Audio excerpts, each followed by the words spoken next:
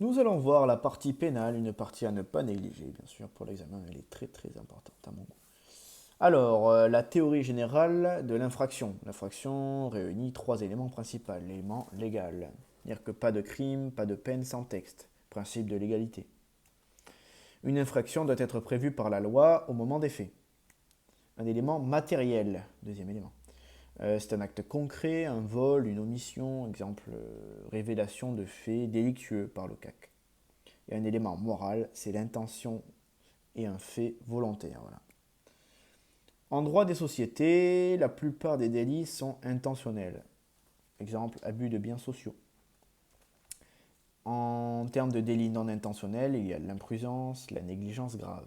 Voilà. La responsabilité pénale des personnes morales. Une société peut être condamnée pénalement. Voilà, c'est bon à savoir.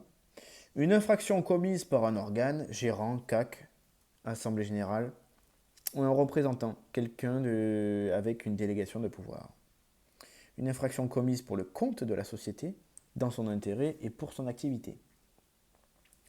La responsabilité de la société n'exclut pas celle du dirigeant physique. Le cumul est donc possible. Comment la procédure est lancée? L'action publique, déclenchée par le procureur de la République, au nom de la société, pour appliquer une peine. L'action civile, déclenchée par la victime, pour obtenir des dommages et intérêts. La réparation du préjudice. C'est-à-dire que les dommages et intérêts seront donc perçus par la société, et non par la personne physique. Prescription. Un délit occulte, par exemple, qui serait donc caché. Il est de 6 ans à compter, 6 ans pour les délits, mais 6 ans oula, 6 ans, mais 6 ans pour agir à partir du jour où l'infraction a pu être découverte. Les acteurs de la procédure, le procureur, décident de l'opportunité de poursuivre,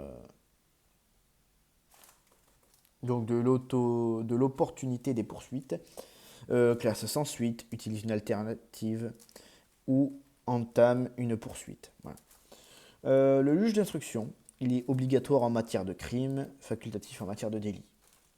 Il instruit à charge et à décharge. Tribunal correctionnel juge les délits financiers, abus de biens sociaux, banqueroute. Alors, les sociétés et dirigeants peuvent être condamnés pour le même fait. Dirigeant commet une faute personnelle et la société est responsable si c'est un membre qui l'a commis pour le compte de la société. Amnistie ou abrogation de la loi, si la loi change et que l'acte n'est plus une infraction. Voilà, merci.